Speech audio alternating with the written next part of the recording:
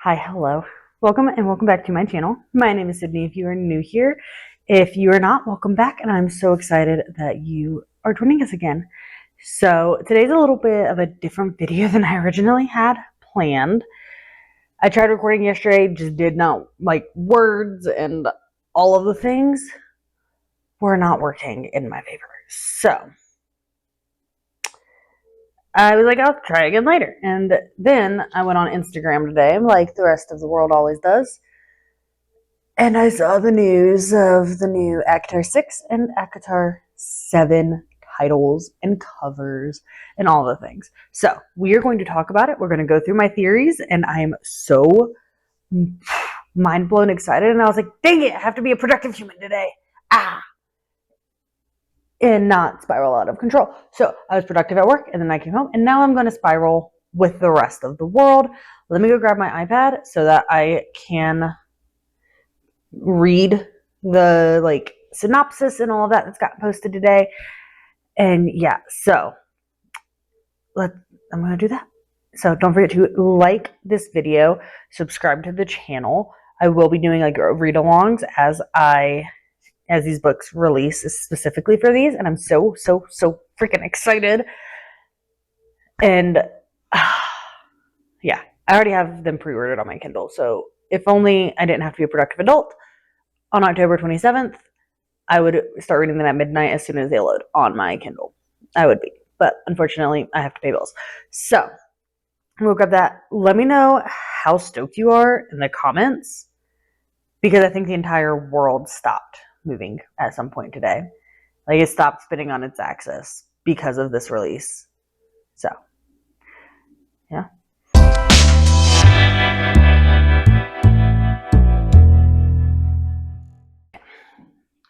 I'm going to go on my iPad and search up ACOTAR 6 so that I can read the synopsis that got released and we can read it together. I'm so excited. I know my husband texted me when I was at work and was like, hey, do we have any plans after work? And I was like, I have an emergency SJM video I need to record. I know you don't care, but I'm going to do it. He's like, cool, I'm going to go fishing with my brother. You have fun. So when I say emergency, usually at least now I'm trying to do makeup and all of the things, and I'm like, nope, today was a barefaced day for work, because sometimes you just need the days to let your face breathe.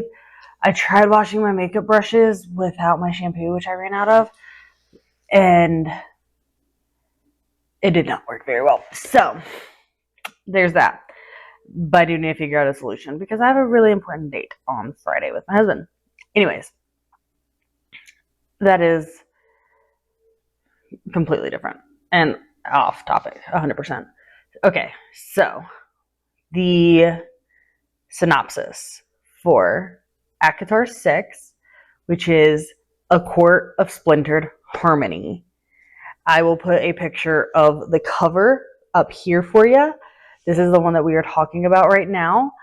I'm so excited. The cover is gorgeous. I love the pink with the yellow. Oh, I can't. My flappers are gasted, okay? All right, so romance, danger, and intrigue await you in the breathtaking sixth book in the #1 best-selling Court of Thorns and Roses ACOTAR series. I will say there will be spoilers for all of the books. Crescent City, Throne of Glass, ACOTAR. All of them are at risk of having spoilers. So if you have not finished them and you fully intend to finish them, you might want to go do that and then come back to this video. I'll be here, I promise. I'm not going anywhere. But now is your time to exit stage left if you don't want to be spoiled. Okay, so what was broken will be remade. Deep in the heart of the continent, Kochi the Deathless is stirring. Though he's been bound to a mountain lake for millennia, the insidious threat of his return now spreads across the Fae territories, attracting powerful allies hell-bent on reclaiming what was once theirs, the human lands. The Night Court will not stand idly by while innocents are attacked. But with Prithian still piecing itself together in the wake of the devastating Hybern War, The task of uniting is proving more difficult by the day. To make matters worse, those who rule and protect the Night Court are reeling from recent betrayals and revealed truths. The rifts dividing them seem insurmountable. But to defeat Kochi's creeping shadow, they must find a way back to each other and resurrect their former alliances. To survive, they must find a way to repair the splintered harmony all around them. Y'all. Oh gosh. Heart will be shattered. I am assuming. It's also SJM, so yeah, obviously. But y'all. So I know they were looking for Kochi when they found, I think it was like Vanna, the girl the queen that turns into the Firebird. And this is going to be a rough one. I want to know who betrayed the inner circle. I want their head on a platter. I want to know who's the main storyline for this one. Maybe it is the Firebird. I don't know. Bryaxis, maybe? We love Bryaxis. She's a baddie. But I'm not 100% sure where this one is going to go. At least at this stage. So, what are you doing, Soph? You weirdo. My dog's just back there being all cute. Here she is. Hi, baby. Yeah. So, what are they going to do? I think they're still piecing everything back together. I think the revealed truths that they're reeling from are the ones that are tied to Crescent City with Bryce and Hunt and the world walking and the 8-pointed star and the prison island, because they learned a lot about Truth Teller and they learn about the Star Sword that they have like legends of in Prithian, but they've never actually seen, but Bryce has in Midgard. And Bryce needed to use the mask from the Dead Trove, and all of these things pieced together. And then they learned that the prison island used to be the Dusk Court until the king of it died, and then it basically became a prison.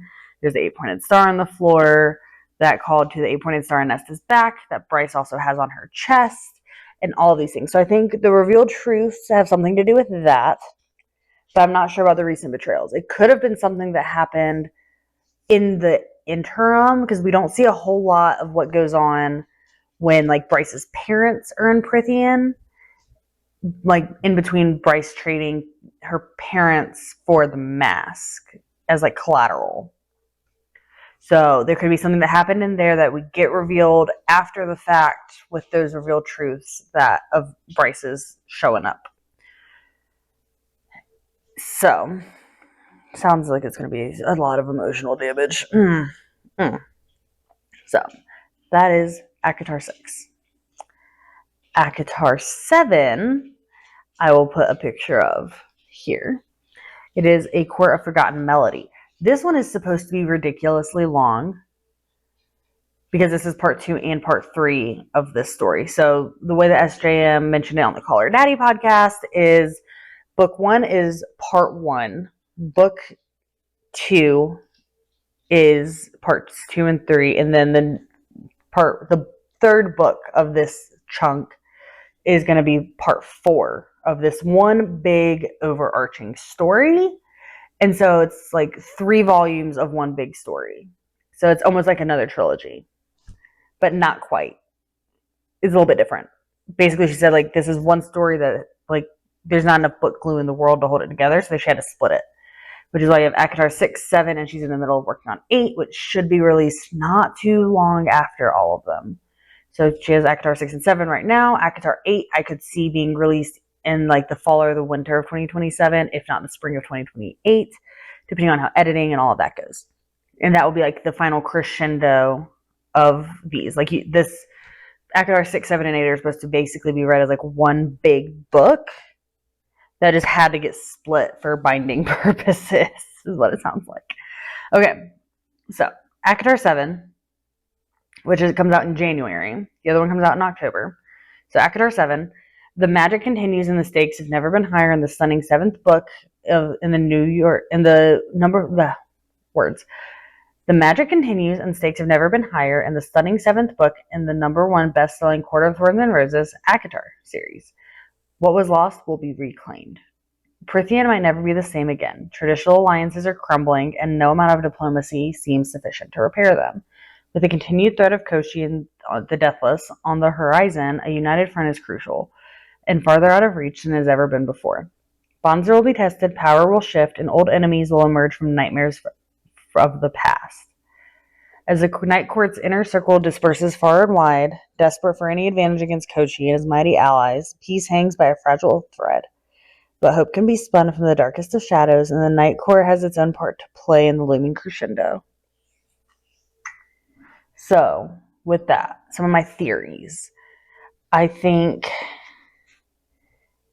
Azrael, because he's the Shadow Singer, and basically the spy, and with like the darkest of shadows, I think Az is a big part of this story from this synopsis.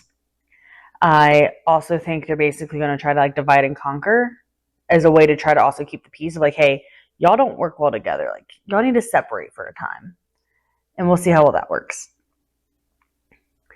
But old enemies will emerge from nightmares of the past. So if you've read Crescent City, you know they have the Astari that Bryce defeats in book 3. But they were in Prythian known as the Daglin that the Fae from Prythian defeated 15,000 years ago. So I think somehow the Daglin are going to end up back, like the Astari, are going to end up back in Prythian and get up to shenanigans because they're old enemies and nightmares from the past. This is going to be damaging. I'm so excited. That's the life of a book nerd. You crave the emotional damage. So, we have titles, we have covers, we have release dates, we have page counts. Now we just have to basically hold our breath for 2 more months for ACOTAR 6 to be in our hands. So, and that's not even the bulk of the story, because ACOTAR 7 is 896 pages on the hardback, according to Amazon. And ACOTAR 6 is 352. And it's supposed to come out Tuesday, October 27th. So we'll have like about 350 pages, which is just going to barely whet our appetites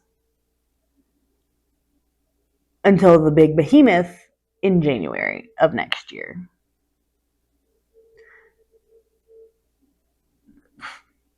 That one, I'm scared. I'm scared of what SJM is going to do to all of our mental health. So, that is it. Pretty short, pretty quick video today. I just wanted to come and touch on some of the theories that I have. Now, some other theories based on how the covers are, because they almost look like sunrise, sunset, like gradient colors, I think the Dusk Court is going to come back and play a big part. I think based on the cover of the first one, it almost looks like Bryaxis, where it's like got the different things and it's like just like it's a lot of movement and shadow, and Bryaxis is fear itself, basically, from what SJM alluded to in Call Her Daddy. And so I think Bryaxis is going to come back into play. And yeah, so I think there's also going to be like that crossover, the heavy crossover with Crescent City. Now, in ACOTAR 7, I think we're going to maybe see some Throne of Glass crossover, because they have the like silk and the weaving and all that with a spider. And there's the Stygian spiders from, or the Stygians, whatever, the like Vogue spiders from Throne of Glass that play a big part towards the end of that series, like middle to the end. So I think we might see some crossover there, because we do see a reference in Crescent City to the type of like shifter fae in Throne of Glass, even though they're not like directly in the story. Like you don't see like Bryce having a conversation with Aelin and Adian and Rowan and Manon. But I think that, especially with like Valkyrie and whatnot, Manon could have a part to play in it. And you could see like a big, like, it's called the Massverse for a reason. You can see all three series actually coming together and there being a big crossover. Because, like, if you remember when Aelin was falling through all of those worlds and the portals, like, you kind of get alluded to, like, she fell through Prithian and Midgard. And then Maeve also could, like, world walk and all of those things.